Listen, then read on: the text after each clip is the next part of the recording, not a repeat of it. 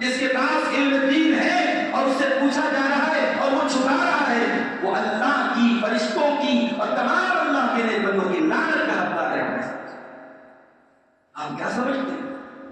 یہ جو شرک کی دکانیں چل رہی ہیں، یہ جو غیر اللہ کے آستانے چل رہے ہیں، یہ جو پیروں کے آگے سجدے ہو رہے ہیں، یہ جو قبروں پہ سجدے ہو رہے ہیں، یہ جو کتاب کا مطلب نہیں ہے، یہ علماء سو کی مہربانی ہے۔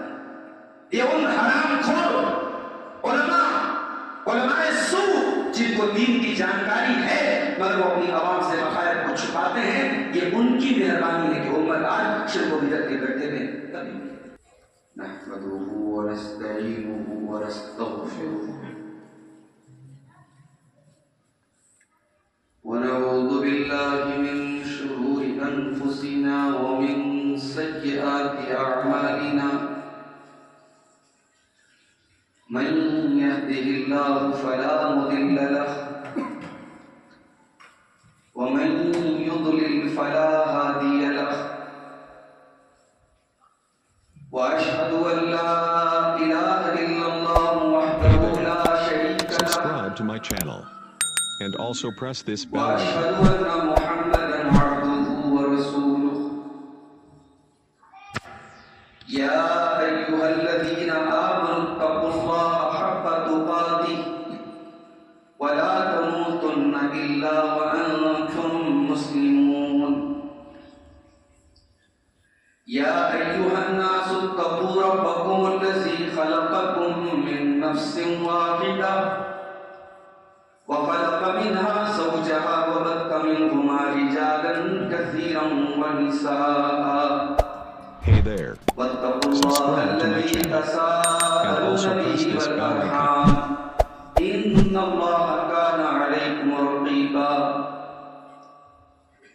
يا أيها الذين آمنوا اتقوا الله وقولوا قولا سديدا يصلح لكم أعمالكم ويغفر لكم ذنوبكم ومن يطع الله ورسوله فقد فاز فوزا عظيما. أما بعد فإن خير الحديث كتاب الله وخير الهدي هدي محمد صلى الله عليه وسلم وشر الأمور محدثاتها وكل محدثة بدعة وكل بدعة ضلالة وكل ضلالة في النار.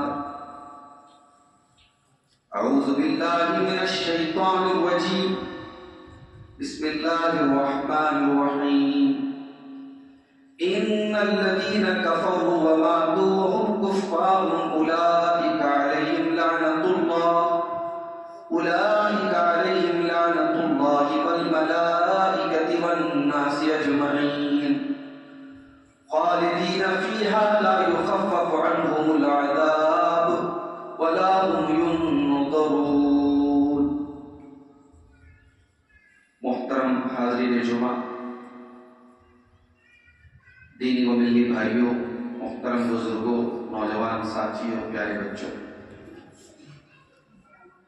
اس کے پہلے کہ میں آج کے خطبہ جمعہ میں جس موضوع پر کچھ باتیں رکھنا چاہتا ہوں اس پر کوئی بات کروں، ایک بات یہ بتا دینا مناسب سمجھتا ہوں کہ جمعہ کی جو یہ نماز ہوتی ہے یا جمعہ کا جو یہ خطبہ ہوتا ہے یہ ایک عبادت ہے، اور عبادت میں شریعت نے جتنی شرطیں اور کنڈیشنز بتائی ہیں ان کو فالو کرنا ضروری ہے۔ آپ کسی عام جلسے اور پروگرام میں بیٹھے ہیں، وہاں ایک دوسرے سے اگر تھوڑی بہت بات چیت بھی کریں گے تو کوئی ایسی حرج کی بات، مگر جمعہ کی خطبے میں اللہ کے نبی نے بڑی سختی سے منع کیا ہے کہ جمعہ کے خطبے کے دوران کوئی لغو حرکت نہ کی جائے، کوئی فضول کام نہ کیا جائے، کوئی شور شرابہ نہ کیا جائے، کوئی بات چیت نہ کی جائے، یہاں تک کہ اگر آپ کا کوئی بھائی بات کر رہا ہے اور آپ نے خطبے کے دوران جا کے کہا کہ تو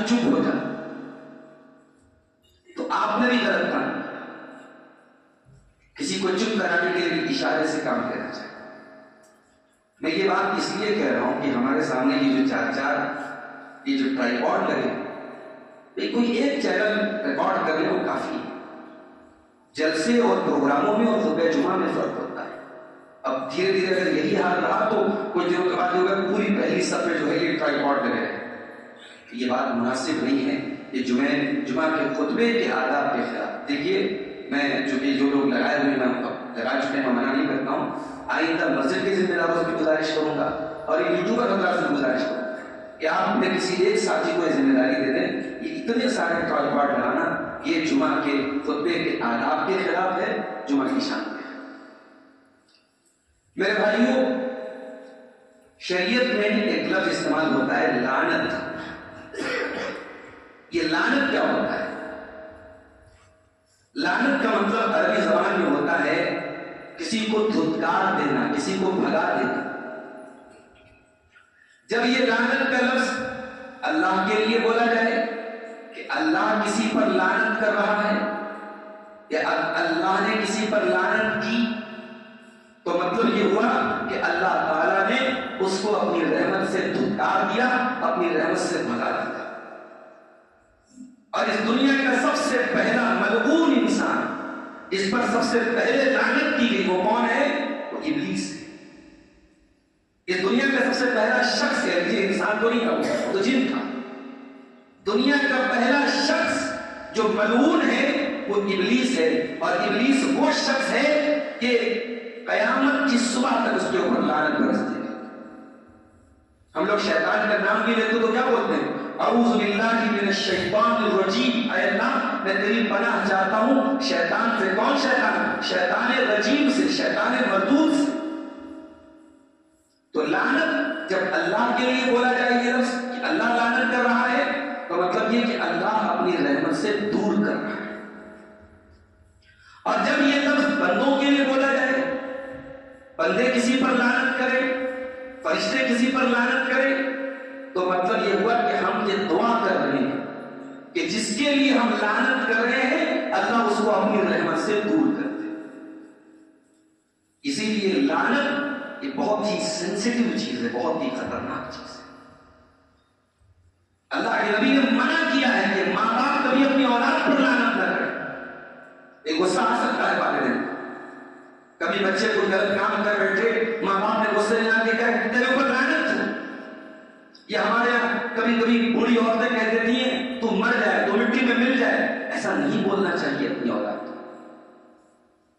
ماں باپ جتنے بھی غصے میں ہوں، اپنی اولاد کے لیے بد دعا کا لفظ یا لعنت کا لفظ استعمال نہیں کرنا چاہیے۔ ہو سکتا ہے وہ قبولیت کی گھڑی ہو اور آپ کی زبان سے نکلی گئی وہ بد دعا قبول ہو جائے اللہ کی بارگاہ میں، اور آپ کی اولاد برباد ہو جائے، آپ کی اولاد ختم ہو جائے۔ اولاد کتنی بھی نافرمان کیوں نہ ہو، کوئی ماں باپ یہ تو نہیں چاہیں گے کہ ہماری اولاد تباہ ہو جائے، ہماری اولاد ختم ہو جائے۔ تو کسی پر بھی لعنت بہت سوچ سمجھ کے کرنی چاہیے۔ اللہ کے نبی نے فرمایا کہ اگر کوئی کسی پر لعنت کرتا ہے اور اگر وہ لعنت کا حقدار نہیں ہے تو لعنت پوری دنیا میں گھومتی ہے، اور اگر اس لعنت کا حقدار اس کو نہیں ملتا ہے تو وہ لعنت کرنے والے کی طرف ریٹرن آ جاتی ہے، لوٹ جاتی ہے۔ جو لعنت کر رہا ہے وہ خود لعنت کا حقدار ہو جاتا ہے۔ آج کے خطبہ جمعہ میں کچھ ایسے لوگوں کا ذکر آپ کے سامنے کرنے والا جن پر اللہ کی وہ مخلوق لعنت کرتی ہے جو معصوم ہے۔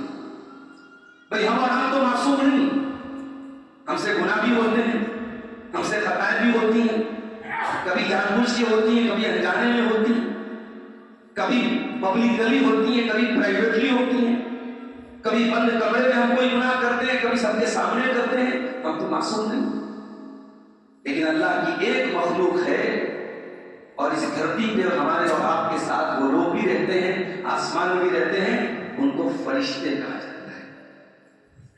اور ہمارے اور فرشتوں کے بیچ میں بہت بڑا فرق یہ ہے، اللہ کے پیارے نبی فرماتے ہیں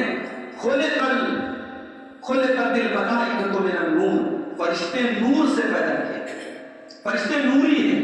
اب آپ مٹی سے پیدا کیے ہیں، فرشتے نور سے پیدا کیے۔ فرشتوں کی ایک خاص بات یہ بھی ہے لا یعصون اللہ ما امرہم، فرشتے اللہ تعالیٰ کے کی نافرمانی نہیں کرتے. وَيَفْعَلُونَ مَا يُؤْمَرُونَ. فرشتوں کو اللہ تعالیٰ جو ڈیوٹی دیتا ہے وہ اپنی ڈیوٹی کو پورا کرتے ہیں. اگر موت کے فرشتے کو یہ ڈیوٹی دی گئی کہ تجھے جان نکالنی ہے تو آپ کتنے بڑے نیک کیوں نہ ہو, آپ کے بچے کتنے چھوٹے چھوٹے کیوں نہ ہو, آپ کی بیوی آپ سے کتنی محبت کیوں نہ کرتی ہو, آپ کو دنیا سے کتنا فائدہ کیوں نہ پہنچتا ہو, موت کا فرشتہ اپنے ٹائم پر آئے گا اور آپ کی روح کو نکال کے وہ اللہ تعالیٰ نے جو ڈیوٹی ان کے ذمہ لگائی ہے, جس فرشتے کو بارش برسانے کی ڈیوٹی ملی ہے وہ ٹائم سے بارش برسائے. جس فرشتے کو جو کام ملا ہے فرشتے اپنے کام کو پورا کرتے ہیں. فرشتے اللہ کی کبھی نافرمانی نہیں کرتے. اور ایک بات اور نوٹ کر لیجیے, فرشتے کبھی تھکتے نہیں. ہم آپ اگر نماز پڑھے, رات میں تہجد پڑھے, لمبی نماز پڑھے, ہم تھک جائیں گے, ہمارے پیروں میں سوجن آ جائے گی, ہمارا جسم تھک جائے گا, ہم کھڑے کھڑے پڑھ تھک کے بیٹھ جائیں گے. اسی پر ایک مسئلہ یاد آیا. ایک صاحب ابھی پوچھنے لگے کہ مولانا آج کل کرسی پہ نماز پڑھنے کا بڑا رواج بڑھتا ہے. معاف کیجیے, کرسی پر نماز آپ تبھی پڑھیں گے جب آپ زمین پر پڑھنے کے لائق نہ ہوں. آج کل تو ذرا سی گھٹنے میں تکلیف ہے, کرسی پہ پڑھنے لیں. جب آپ کرسی پہ نماز پڑھتے ہیں تو بہت بڑا نقصان کیا ہوتا ہے کہ آپ کی پیشانی زمین پر نہیں ٹکتی ہے. اور اللہ کے رسول کی حدیث ہے کہ سجدے میں انسان کی باڈی کے 7 اعضاء ایسے ہیں جو زمین پر ہونے چاہیے.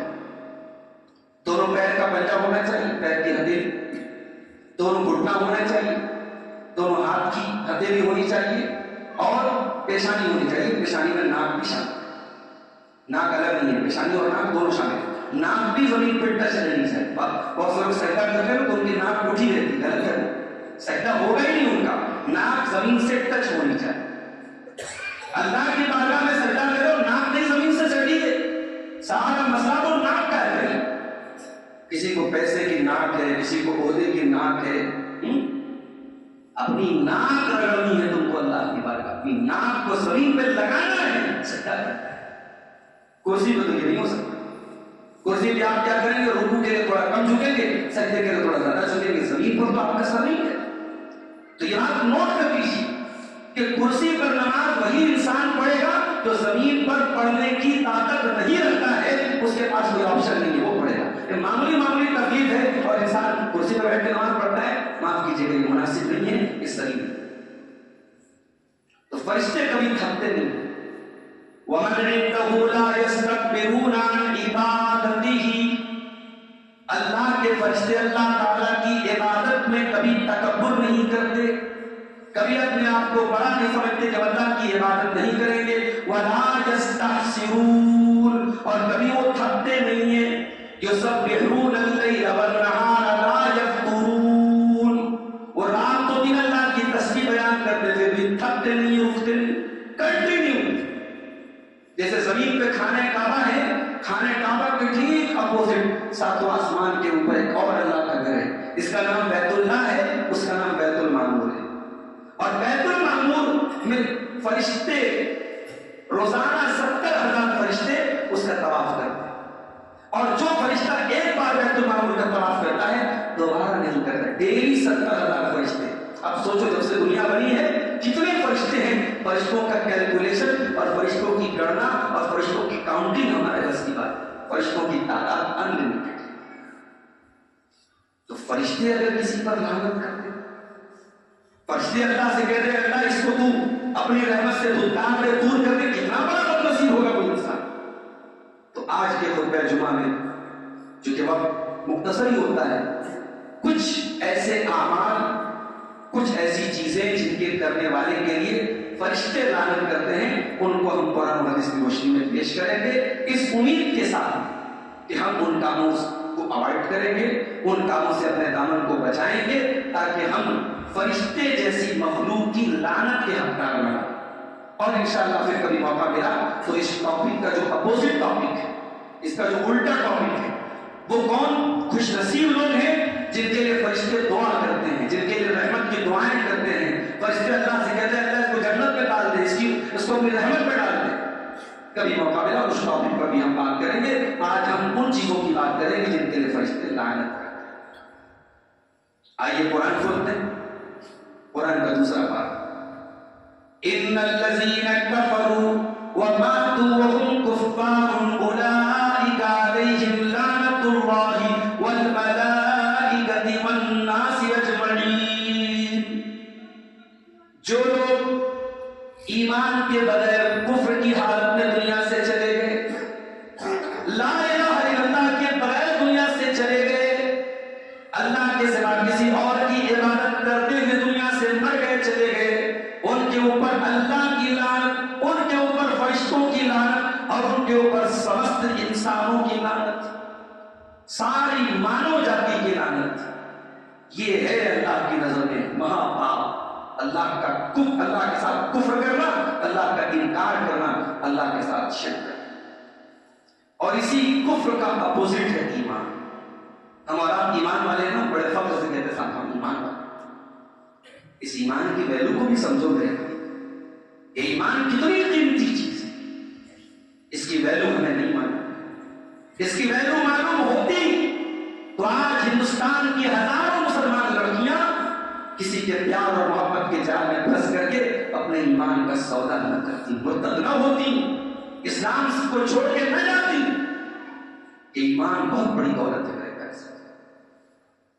اتنی بڑی دولت ہے اللہ قرآن میں تیسرے پارے کے آخر میں فرماتا ہے ان الذين كفروا وماتوا وهم كفار فلن يقبل من احدهم ملء الارض ذهبا ولو افتدى به. جو لوگ دنیا سے ایمان کے بغیر چلے گئے، مر گئے، ختم ہو گئے، کل قیامت کے دن وہ زمین بھر کے سونا بھی اگر لے کے آ جائے اللہ کی بارگاہ میں زمین بھر کے سونا بھی اللہ قبول نہیں کرے گا. آپ کا ایمان زمین بھر کے سونا مل جائے، اس اتنی بڑی دولت آپ کے ایمان کے مقابلے میں زیرو ہے. آپ کا ایمان کتنی قیمتی چیز ہے. اس ایمان کی حفاظت کرو، مرتے دم تک اس کی حفاظت کرو. اللہ کے نبی فرماتے ہیں ایک انسان ساری زندگی نیک عمل کرتا ہے اور اس کی اور جنت کے بیچ میں ایک بارش، پتہ نہیں آپ کے جھارکھنڈ کی یا انصاریوں کی زبان میں اس بارش کو ہمارے بنارس میں بتا ملتا، ایک بتا بھی اگر وہ جنت میں جانے سے دور ہے اور موت آ گئی اور مرنے کے پہلے وہ انسان کوئی ایسا کام کر ڈالتا ہے کہ وہ جہنم میں چلا جاتا ہے. اس لیے خاتمہ ایمان پر ہونا بہت ضروری ہے. قرآن کہتا ہے وَلَا تَمُوتُنَّ إِلَّا وَأَنْتُمْ مُسْلِمُونَ. تمہیں موت نہ آئے مگر اسلام تھا. مرتے دم تک اس کی حفاظت کرو. اپنے بھی ایمان کی حفاظت کرو، اپنی آنے والی نسلوں کے بھی ایمان کی بھی فکر کرو. دنیا کی محبت کے چکر میں کسی مشرک کو اپنی لڑکی نہ دے دو، کسی قبر پرست کو اپنی بیٹی نہ دے دو، اپنے گھر میں کوئی قبر پرست بہو نہ لے آؤ. اپنی آنے والی نسلوں کو جہنم کی آگ میں نہ جھونکو میرے پیارے سے. یہ بڑی صاف بات ہے، بڑی کلیئر بات ہے کہ ہمیں اپنے ساتھ ساتھ اپنی اولاد کے ایمان کی فکر اور چنتا ہونی چاہیے. اور آگے فرشتے اور کس کے لیے لعنت کرتے ہیں؟ شریعت کا کوئی علم ہے کسی کے پاس اور وہ عالم ہے، نالج ہے اس کے پاس، اور کوئی آیا اس نے مسئلہ پوچھا، اس کو معلوم ہے اس مسئلے کا صحیح جواب کیا ہے، لیکن اس کو یہ بھی معلوم ہے کہ اگر میں نے صحیح جواب دے دیا میری دکان بند ہو جائے، لوگ میری عزت کرنا چھوڑ دیں گے. تو اس نے آدمی کو خوش کرنے کے لیے غلط جواب دے دیا، چھپا دیا. یہ بھی بہت بڑا پاپ ہے اور یہ پاپ کرنے والوں پر فرشتے لعنت کرتے ہیں. آئیے ہم قرآن کا دوسرا پارہ کرتے ہیں. ان الذين يكتمون ما انزلنا من البينات والهدى. جو لوگ اللہ تعالیٰ کی نازل کی ہوئی شریعت کو چھپاتے ہیں، من بعد ما بیناہ للناس فی الکتاب، جبکہ اللہ تعالیٰ نے ہر چیز کو کھول کھول کر کے اپنی کتاب میں بیان کر دیا ہے. اولئک یلعنہم اللہ ویلعنہم اللاعنون. ایسے لوگوں پر اللہ بھی لعنت کرتا ہے اور تمام لعنت کرنے والے انسان، جنات اور فرشتے بھی لعنت کرتے ہیں. علم شرعی کو چھپانے والا، جس کے پاس علم دین ہے اور اس سے پوچھا جا رہا ہے اور وہ چھپا رہا ہے،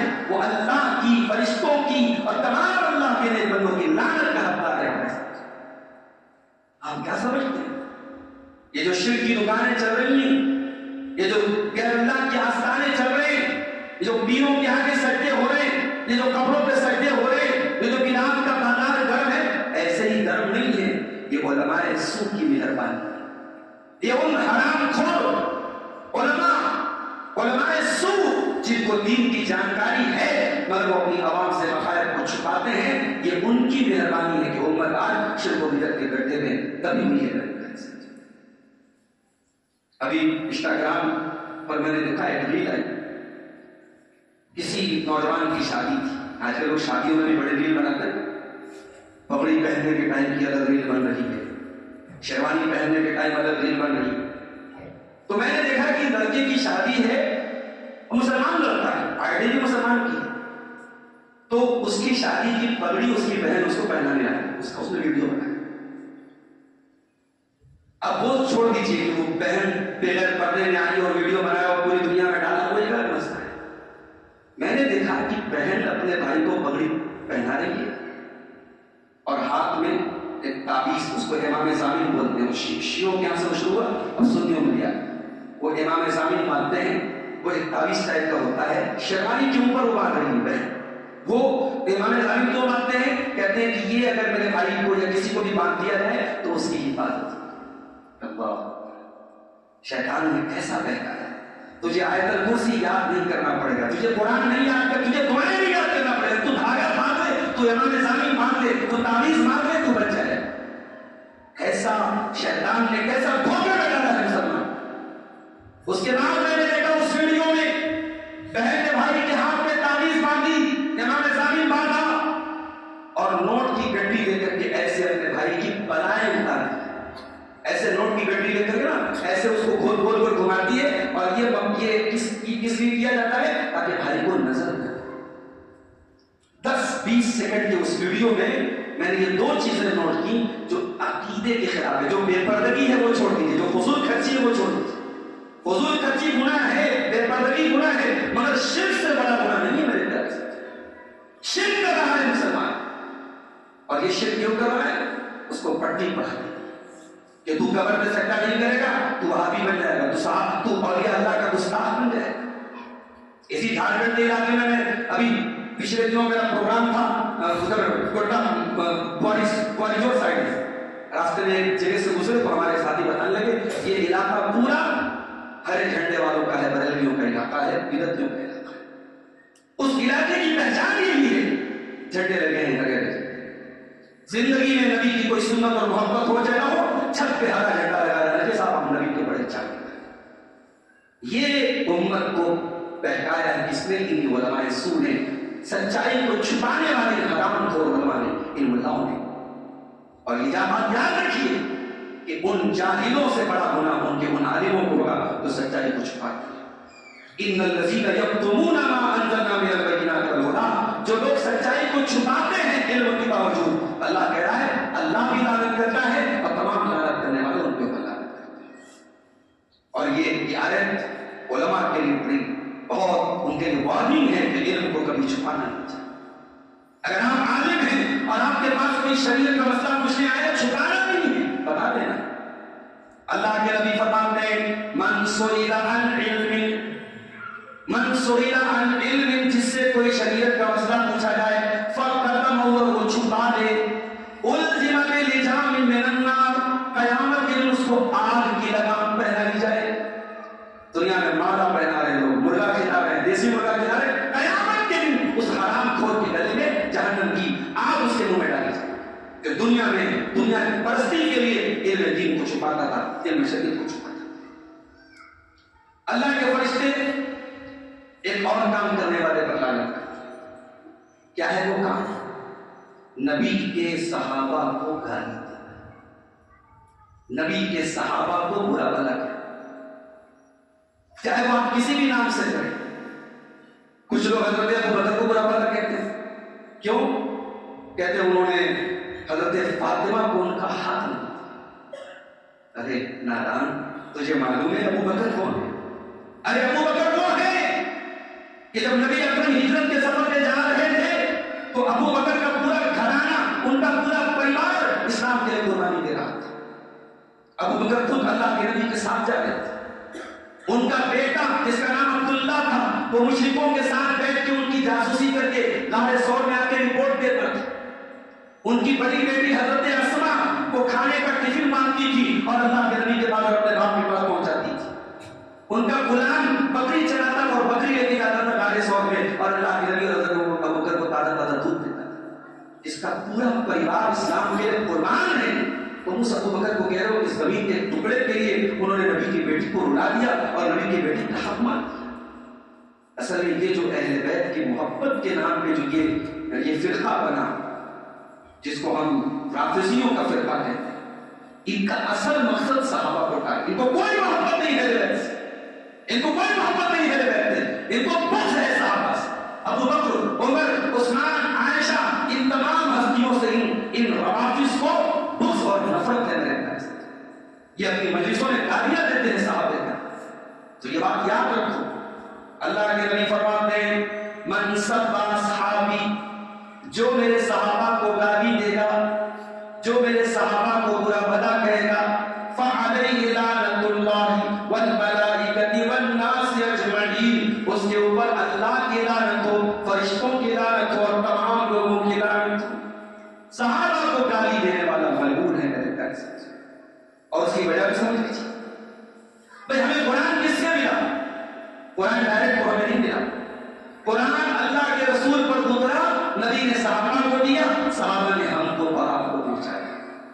اگر صحابہ ہی گڑبڑ نہیں کر گئے, صحابہ ہی بے ایمان نہیں کر گئے, صحابہ ہی کا ایمان اگر خطرے میں پڑ گیا تو پھر قرآن بھی آتھینٹک نہیں, پھر حدیث بھی آتھینٹک. تو جو لوگ صحابہ کی آتھینٹسٹی پر سوال اٹھاتے ہیں, جو لوگ صحابہ کرام کے بارے میں کہتے ہیں کہ صاحب وہ صحیح نہیں تھے, وہ یہ کہنا چاہتے ہیں کہ قرآن بھی صحیح نہیں ہے, حدیث بھی صحیح, پورے اسلام پر وہ سوال کا نشان کھڑا کرنا چاہتے ہیں. صحابہ وہ لوگ ہیں میرے ساتھ جن کے لیے جنت کی گارنٹی لی اللہ نے. قرآن اٹھائیے سورہ توبہ کی آیت نمبر 100 دیکھیے. والسابقون الاولون من المهاجرين والانصار والذين اتبعوهم باحسان رضي الله عنهم ورضوا عنه واعد لهم جنات تجري تحتها الانهار ذلك الفوز العظيم. اللہ کہہ رہا ہے میرے نبی کے صحابہ وہ لوگ ہیں, میں ان سے راضی ہو گیا, وہ مجھ سے راضی, اور میرے نبی کے صحابہ ہمیشہ جنت میں رہیں گے. جنت کا وعدہ ہے. جن کو قرآن جنتی کہہ رہا ہے, جن کو اللہ جنتی کہہ رہا ہے, ہماری اور آپ کی مجال ہے کہ ہم ان کے بارے میں کوئی غلط بات ہو تو جو صحابہ پر برا بھلا ان کو برا بھلا کہے اس کے اوپر بھی فرشتے لعنت کرتے ہیں. اور آگے ایک اور کام ہے جس کے کرنے والے پر فرشتے لعنت کرتے ہیں, بدعت کرنا یا بدعت کو پروموٹ کرنا. اللہ کے نبی فرماتے ہیں, بخاری کی روایت ہے, من احدث حدثا, جو کوئی بدعت نکالے, جو کوئی دین کے اندر نیا کام نکالے, فعلیہ لعنت اللہ والملائکۃ والناس اجمعین, اس کے اوپر اللہ کی لعنت, فرشتوں کی لعنت اور تمام لوگوں کی لعنت. بدعت کس کو بولتے ہیں؟ بدعت کا مطلب یہ ہوتا ہے کہ آپ اپنے من سے شریعت میں کوئی کام نکالیں, جو کام نبی نے نہیں کیا, جو صحابہ نے نہیں کیا, جو قرآن سے ثابت نہیں, جو حدیث سے ثابت نہیں. 12 ربیع الاول کی تاریخ آیا جلوس نکالنے لگے, 10 محرم کی تاریخ آیا تعزیہ نکالنے لگے. آپ نے کہا کہ صاحب ہمیں نبی سے بڑی محبت ہے اس لیے ہم جلوس نکال رہے ہیں, ڈی جے نکال رہے ہیں. آپ صحابہ سے بڑھ کے نبی کے چاہنے والے ہوتے ہیں. نبی کے نواسے کا انتقال ہوا 10 محرم کو, آپ تعزیہ نکال رہے ہیں. نبی کی بیٹیوں کا نبی کے سامنے انتقال ہوا, نبی کے چچا حمزہ شہید کیے گئے, نبی کی بیٹی زینب انتقال کرتی ہیں, نبی کے سارے بچے آپ کے جتنے بیٹے ہوئے سب بچے آپ کے انتقال کر گئے. نبی نے کبھی کسی کے نام پہ ماتم نہیں کیا, کبھی کوئی تعزیہ نہیں کیا. تو بدعت کرنے والا دین کا کباڑا کرتا ہے. اسی لیے اللہ کے نبی اپنے ہر خطبے میں کہتے ہیں وَشَرَّ الْأُمُورِ مُحْدَثَاتُهَا وَكُلُّ مُحْدَثَةٍ بِدْعَةٌ وَكُلُّ بِدْعَةٍ ضَلَالَةٌ. دین کے اندر ہر نیا نکالا گیا کام بدعت ہے, ہر بدعت گمراہی ہے, اور ہر گمراہی جہنم میں لے کے جائے گا. اور بدعتی یہ بات بھی نوٹ کر لے, بدعتی نہ دنیا کا ہے نہ آخرت کا ہے, دونوں کا کتا میں نہ کرنے کا. قیامت کے دن وہ ذلیل ہوگا. بدعتی نہ چلائے کہ صاحب ہم سرکار کا دامن تھام لیں گے. ارے تجھے سرکار کا دامن نصیب نہیں ہوگا بدعتی. اللہ کے پیارے نبی حوض کوثر پہ جب اس کا پانی اپنی امت کے لوگوں کو پلائیں گے، صحیح مسلم کی روایت ہے، کچھ لوگ آئیں گے، اللہ کے نبی ان کو حوض کوثر کا پانی پلانا چاہے، فرشتے کہیں گے رک جائیے اللہ کے نبی آپ ان کو نہیں پلا سکتے۔ اللہ کے نبی پوچھیں گے کیوں؟ یہ میرے امت کے لوگ ہیں، نمازی لوگ ہیں، وضو کرنے والے لوگ ہیں۔ فرشتے کہیں گے انک لا تدری ما احدث بعدک، اے اللہ کے نبی آپ نہیں جانتے انہوں نے آپ کے دین میں کون کون سے نئے نئے گل کھلائے۔ تو بدعتی اللہ کے نبی جب سنیں گے بدعتی لوگ ہیں، آپ کہیں گے سو لمن غیر بعدی، ان کو گھسیٹ کر کے جہنم میں لے کے جاؤ، انہوں نے میرے دین کو بدل دیا۔ تو بدعتی نے جہاں کامیاب ہوگا وہاں کامیاب ہوگا۔ اللہ ہم سب کو بدعت سے بچنے کی توفیق عطا فرمائے۔ تو بدعت کرنے والا بھی لعنت کا حقدار ہے۔ اور ایک اور حدیث میں یہ الفاظ ہے من آوى محدثا، جو بدعتی کو پناہ دے، جو بدعتی کو پروموٹ کرے، جو بدعتی کا سپورٹ کرے، اس کے اوپر بھی اللہ کی۔ اور آگے بڑھیں، ایک کام اور ہے جس کے کرنے والے پر فرشتے لعنت کرتے، کسی مسلمان کو ڈرانا دھمکانا۔ اللہ کے نبی فرماتے ہیں، بخاری کی روایت ہے، من اشار الی اخیہ بحدیدہ، جو اپنے مسلمان بھائی کو کسی دھاردار چیز سے، چاقو سے، تلوار سے، نیزے سے ڈرائے، العنہ الملائکہ، ایسے انسان پر فرشتے لعنت کرتے۔ ابھی قتل کرنے کی بات نہیں ہو رہی ہے، ابھی چوٹل کرنے کی بات نہیں ہو رہی ہے، ابھی کسی کو انجرڈ کرنے کی بات نہیں ہو رہی ہے، صرف آپ نے دہشت میں ڈالا ہے، آتنکت کیا ہے کسی کو اگر ہتھیار دکھا۔ اللہ اکبر! کوئی کیسے کہہ سکتا ہے کہ اسلام آتنکواد کا پوشن کرتا ہے اور اسلام آتنکواد کی شکشا دیتا ہے؟ اس انسان کا کوئی تعلق نہیں ہے اسلام سے جو کسی ایک بے قصور کی ہتیا کرے۔ اسلام تو وہ دین ہے کہ قتل کرنا تو بہت دور کی بات ہے، اپنی طاقت کے ذریعے کسی کو آتنکت کرنا، کسی کو دہشت میں ڈالنا، کسی کو خوف زدہ کرنا، اسلام اس کی اجازت نہیں دیتا۔ اللہ کے نبی کے طرف فرشتے لعنت کرتے ہیں اس انسان کی۔ آج کل حالات دیکھ رہے ملک کا، اللہ بہتر جانتا ہے کہ جو حالات ہوئے ہیں اس کا ذمہ دار، مگر آپ دیکھیے کہ اس طریقے کی گھٹنائیں جب بھی گھٹتی ہیں اس کا سائیڈ ایفیکٹ مسلمانوں کو جھیلنا پڑتا ہے۔ ابھی تک تو یہ ہو رہا تھا کہ صاحب جو تعلیم سے دور ہوتے ہیں، جو شکشا سے دور ہوتے ہیں، وہ بگڑ جاتے ہیں، وہ آتنکواد کی طرف چلے جاتے ہیں۔ تو باقاعدہ میڈیا والے نیوز چلا رہے ہیں صاحب ان کا تو مذہبی آتنکواد کی تعلیم ہے۔ اب تو ٹرینوں میں ہم لوگ سفر کرتے ہیں، کرتا پائجامہ داڑھی کی پہچان کے ساتھ سفر کرنا مشکل ہے، اتنے تانے اور اتنی باتیں سننے کو ملتی ہیں۔ اللہ ہم سب پڑھ رہے ہیں، ہم تو صاحب کہا جا رہا ہے صاحب یہ ڈاکٹر بن جائیں گے، انجینئر بن جائیں گے، پڑھ لیں گے، لکھ لیں، لیکن یہ رہیں گے آتنکوادی کھل کر کے۔ اور میڈیا باقاعدہ اس نیریٹو کو پیش کر رہا ہے، پروموٹ کر رہا ہے۔ مجھے نہیں سمجھ میں آتا کہ اگر یہ گھٹنائیں انجام دینے والے سو کالڈ اپنے آپ کو کہنے والے مسلمان ہیں تو ان کے ان گھٹناؤں کے کرنے سے اسلام کو کیا بینیفٹ ہوگا؟ مسلمانوں کو کیا بینیفٹ ہوگا سوائے اس کے کہ ملک میں وہ لوگ اور اسٹرانگ ہوں گے اس طریقے کے حادثے کے بعد جو ملک کو بانٹنا چاہتے ہیں، جو ملک میں نفرت کو پروسنا چاہتے ہیں۔ اور آج آپ دیکھ رہے ہیں سوشل میڈیا پٹا پڑا ہے نفرت بھری پوسٹوں سے اور نفرت بھری چیزوں سے۔ لیکن یہ بات یاد رکھیے میرے ساتھ، تو سچا مسلمان ہوگا وہ کسی کو آتنکت نہیں کرے گا، کسی کو ڈرائے گا۔ اسلام تو وہ دین ہے جو مسکرا کے ملنے کی تعلیم دیتا ہے۔ اگر آپ اپنے بھائی سے مسکرا کے ملتے ہیں، اللہ کے نبی نے اس کو بھی صدقہ کہا ہے، خڑوس کی طرح بالکل منہ لٹکا کے ملنے سے اسلام منع کرتا ہے۔ اسلام خوشاخلاقی کا نام ہے، اسلام ملنساری کا نام ہے، اسلام ایک دوسرے کے سکھ دکھ میں کام آنے کا نام ہے۔ ارے ہم تو نماز سے پڑھتے تو نماز سے پڑھتے انڈیویژل نہیں پڑھتے۔ کبھی آپ نے غور کیا بھائی ہر آدمی اپنے گھر میں نماز پڑھے گا کہ مسجد بنانے کی کیا ضرورت تھی؟ اور پھر اگر ہفتے میں آپ کہیں پاگامہ چلے گئے، بھاگلپور چلے گئے، نوگچھیا چلے گئے، لیکن جمعہ کے دن آپ اپنے گاؤں کی مسجد میں جب سارے گاؤں کے لوگوں کے ساتھ اکٹھا ہوتے ہیں، یہ اسلام تعلیم دیتا ہے یونٹی کی، اجتماعیت۔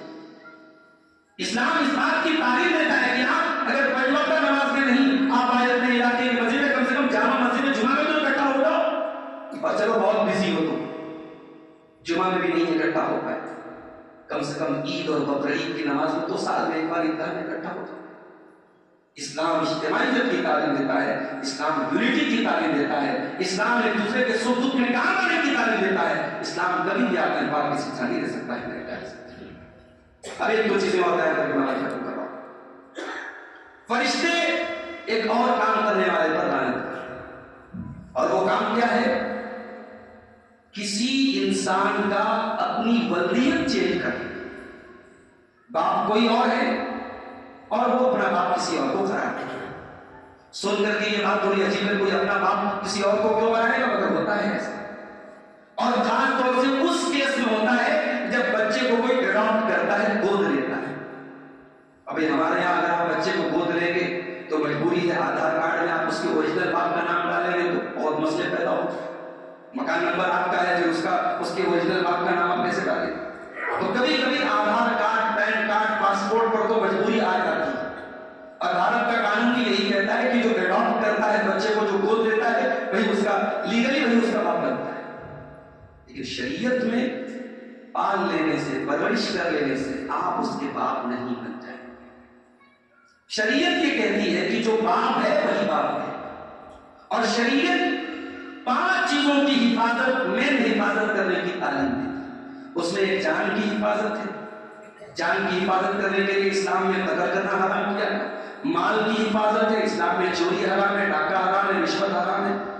اسلام میں عقل کی حفاظت کو حکم دیا گیا، شراب حرام ہے، ہر طریقے کا نشہ حرام ہے، اور اسلام میں شرمگاہ کی حفاظت کو حکم دیا گیا، زنا حرام ہے، اور اسی طریقے سے اسلام میں نسب کی حفاظت کا حکم دیا گیا۔ اسی لیے اگر کوئی عورت پریگننٹ ہے تو اس کو اگر شوہر طلاق بھی دے دے تو جب تک بچہ پیدا نہ ہو جائے کسی اور سے نکاح نہیں کر سکتے، وہ عدت میں بن جائے۔ اگر پریگننٹ عورت ہے، شوہر کا انتقال ہو گیا تو جب تک وہ بچہ پیدا نہ ہو جائے، ڈلیوری نہ ہو جائے، وہ کسی اور سے نکاح نہیں کر سکتے۔ کیوں؟ اس کے پیچھے لاجک کیا ہے کہ جب آپ کے پیٹ میں کسی انسان کا بچہ ہے تو آپ کسی اور سے نکاح نہیں کر سکتے۔ کیوں؟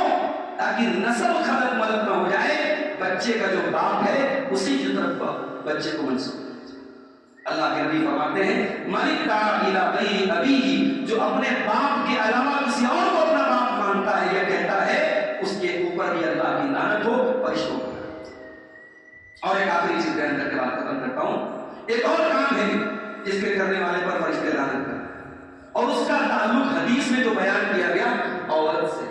اللہ کے نبی فرماتے ہیں اذا دعا الرجل امرأته الى فراشه، ایک شادی شدہ انسان اپنی بیوی کو اپنی ضرورت کی تکمیل کے لیے بلائے، فابت، اور وہ انکار کرتا، اور شوہر اس حال میں رات گزارے کہ شوہر بیوی سے ناراض ہے، لعنتها الملائکۃ حتی تصبح، تو رات بھر فرشتے اس کے اوپر لعنت۔ یہ حدیث جو ہے کچھ لبرل ٹائپ کے لوگوں کو یہ حدیث بڑی بری لگتی ہے، وہ کہتے ہیں صاحب یہ کون سی بات ہے، عورت کی اپنی کوئی اچھا نہیں، اپنی کوئی خواہش نہیں، عورت نہ جائے شوہر کے پاس تو رات بھر فرشتے لعنت کرتے ہیں۔ یہ بات شوہر کے اوپر کیوں نہیں لاگو ہوتی؟ اگر بیوی اگر شوہر کو بلا رہی اور شوہر نہیں لعنت کیا، شوہر کے اوپر فرشتے لعنت کریں گے یا نہیں کریں گے؟ دیکھو، پہلی بات تو یہ کہ شوہر اور بیوی دونوں کو ایک دوسرے کی ضرورت ہے، اور اسلام ایسا نہیں ہے کہ ون وے ٹریفک کی بات کرتا ہے۔ اسلام دونوں کو حکم دیتا ہے، بیوی شوہر کی ضرورتوں کو پورا کرے، شوہر بیوی کی ضرورتوں کو پورا کرے۔ قرآن کہتا ہے میاں بیوی ایک دوسرے کے لباس ہیں۔ لباس کا مطلب کیا ہوا؟ لباس کا مطلب یہ ہوا کہ جو لباس آپ کو فٹ آئے، آپ کی باڈی پر صحیح طریقے سے آپ کی باڈی پر آ جائے، تو شوہر بیوی ایک دوسرے کے کمپیٹیبل ہوں، ایک دوسرے کو فٹ آتے ہوئے ایک دوسرے کے حقوق کا خیال رکھتے۔ لیکن شوہر کو جو بیوی کی ضرورت ہے وہ ایک الگ ٹائپ ہے، اور بیوی کو جو شوہر کی ضرورت ہے وہ ایک الگ ٹائپ ہے۔ شوہر اپنی خواہش کا اظہار کرے گا، بیوی اظہار نہیں کرے۔ بیوی جو ہوتی ہے، عورت جو ہوتی ہے وہ شرمیلی ہوتی ہے۔ بیوی کو اگر طلب بھی ہوتی شوہر کے پاس جانے کی، وہ کھل کر کے نہیں بولے گی، لیکن شوہر کھل کر کے بول سکتا ہے۔ یہ اللہ تعالیٰ نے جو عورت اور مرد کی ایک نیچرل جو فطرت ہے اس کا لحاظ کیا ہے، اور اسی لیے اللہ کے نبی نے فرمایا اگر شوہر بیوی کو بلائے، ہاں بیوی اگر بیمار ہے، کوئی اور بہانہ بہت تھک گئی ہے اور جو ہے شوہر کی ضرورت پوری کرنے کے قابل ہے، کوئی طرح مسئلہ ہے، بلا وجہ نخرے دکھانا اور شوہر کے حقوق ادا نہ کرنا، معاف کیجیے لیجیے گا آج سماج میں ایکسٹرا میریٹل افیئر کی بہت بڑی وجہ عورتوں کا اپنے شوہر کے متعلق لاپرواہ ہو جاتا ہے.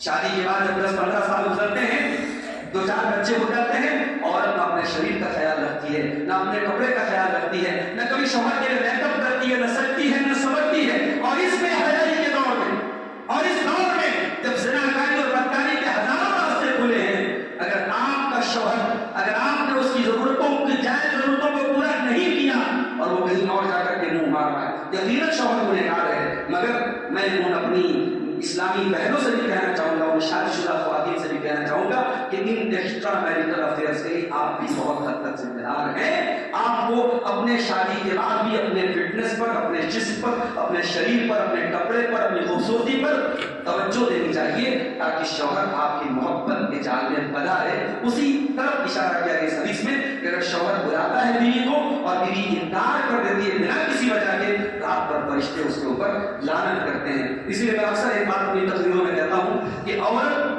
بہت نیک بن جائے بہت دیندار بن جائے 5 ٹائم کی نماز پڑھے تہجد پڑھ لے لیکن شادی شدہ عورت اگر اپنے شوہر کے حقوق کا خیال نہ کرے. کوئی شوہر بہت ظالم ہے شرابی اگر بات ہے اگر شوہر ٹھیک ٹھاک ہے دیندار ہے نیک ہے اور کما کے لا رہا ہے تیری ساری ضرورتیں پوری کر رہا ہے اس شوہر کی اگر تو ناقدری کرتی ہے اسے ڈھنگ سے بات تک نہیں کرتی ہے اس کے کپڑے تک اس کو جو ہے پریس کر کے نہیں دیتی ہے اس کو ڈھنگ سے ٹائم سے کھانا نہیں دیتی ہے اور بڑی نمازی بنتی ہے بڑی تہجد گزار بنتی ہے تیری نمازیں تیرے منہ پر مار دی جائیں تیری نیکیاں تیرے منہ پر مار دی جائیں گی. کیوں؟ کیونکہ شادی کے بعد ایک عورت کو اگر جنت میں جانا ہے اللہ کے نبی نے فرمایا کہ عورت 4 کام جب تک نہیں کرے گی جنت میں نہیں جا سکتی ہے. ان 4 کاموں میں ایک کام یہ بھی ہے اسے اپنے شوہر کی خدمت کرنی پڑے گی شوہر کی اطاعت کرنی پڑے گی. یہ بہت اہم پہلو ہے اور اگر اس پہلو پر توجہ دی جائے تو طلاق کے کیس بہت کم ہو جائیں گے خلا کے کیس بہت کم ہو جائیں گے. ہمارے یہاں مسئلہ کیا ہے لڑکیوں کی جب شادی ہونے والی ہوتی ہے تو مائیں یہ نہیں سکھاتی ہیں کہ شوہر کی خدمت کیسے کرنا ہے سسرال جا کے زندگی کیسے گزارنا یہ نہیں سکھاتی ہیں. وہ کیا سکھاتی ہے شوہر کو قابو کیسے کرنا ہے ساس کو کیسے اپنے کنٹرول میں لینا ہے سسر کو کیسے ارے تم کنٹرول کرنا جب سکھا رہی ہو تم اپنے شوہر کو قابو کرنا سکھا رہی ہو تو تم نے تو بنیاد ہی غلط رکھ دیا. اگر ایک اچھی ماں ہوگی اپنی بیٹی کو کبھی یہ نہیں سکھائے گی کہ جا کے شوہر کو اپنے انگلی پہ نچانا. وہ یہ سکھائے گی شوہر کی طرف خوش رکھنا کہ کبھی تیرے علاوہ کسی اور عورت کی طرف کو دیکھنا بھی گوارا نہ کرے. اپنی ساس کی اتنی خدمت کرنا کہ تیری ساس اپنی بیٹیوں کی طرف اس سے محبت کرے. ایک بہترین ماں یہ سبق اپنی بچیوں کو سکھائے گی. کاش ہماری مائیں یہ نصیحت حاصل کریں اور اپنی بچیوں کو یہ تعلیم دیں. یہ چند باتیں ان لوگوں کے تعلق سے آپ کے سامنے بیان کی گئی جن پر فرشتے لعنت کرتے ہیں. ہم اللہ سے دعا کرتے ہیں رب العالمین ہمیں ان تمام کاموں سے بچنے کی توفیق عطا فرما. رب العالمین ہمیں ان لوگوں میں شامل فرما دے جن پر تیرے فرشتے رحمت کی دعا کرتے ہیں نہ کہ لعنت کی دعا کرتے ہیں. اے اللہ ہمیں ایمان پر ثابت قدم رکھ. اے اللہ یہ ایمان کے لیے بڑے خطرے کی گھٹی کا دور ہے بڑا نازک دور ہے. ہمیں اپنی آخری سانس تک اپنے ایمان کی راہ پر چلتے رہنے کی توفیق عطا فرما. اے العالمین ہمارے جو نوجوان نشے کی لت کے شکار ہو گئے اے اللہ اس لت سے تو ان کو پیچھا چھڑانے کی توفیق عطا فرما. اے اللہ جو نوجوان کسی بھی طریقے سے زناکاری اور بدکاری کی لعنت میں پڑ چکا ہے پروردگار اسے اپنی عزت و آبرو اور اپنی شرمگاہ کی حفاظت کی توفیق عطا فرما. الہی جو ہم سے نمازوں سے دور ہیں ان کو نمازیں بنا دے. اے اللہ جو تندرستی سے پریشان ہیں بیمار ہیں تکلیف میں ہیں اے اللہ تو ان کو شفائے کاملہ عاجل عطا فرما دے. اے اللہ جن کے والدین باحیات ہیں ان کے بچوں کو اپنے ماں باپ کی قدر کرنے اور خدمت کرنے کی توفیق عطا فرما. اے اللہ جن کے والدین دنیا سے جا چکے ہیں ایمان اور توحید پہ دنیا سے گئے ہیں اے اللہ ان کے والدین کو قبر میں راحت عطا فرما ان کے گناہوں کو معاف فرما ان کی نیکیوں کو قبول فرما. اے العالمین آج اس ملک کے بڑے صوبے میں آج الیکشن کے رزلٹس بھی آ رہے ہیں. ہم تجھ سے دعا کرتے ہیں جس کی بھی سرکار آئے جو بھی حکومت میں آئے پروردگار اسے عدل و انصاف کے ترازو کو اور عدل و انصاف کے تقاضوں کو اور امن اور انسانیت کے اصولوں پر چلنے کی اور لوگوں کو اس اصول پر چلانے کی توفیق عطا فرما. ہمارے جان و مال کی ہماری عزت و آبرو کی حفاظت فرما جب تک ہم دنیا میں زندہ رہیں ایمان پر زندہ رہیں اور ہمارا خاتمہ ایمان پر ہو. آمین. وآخر دعوانا الحمدللہ.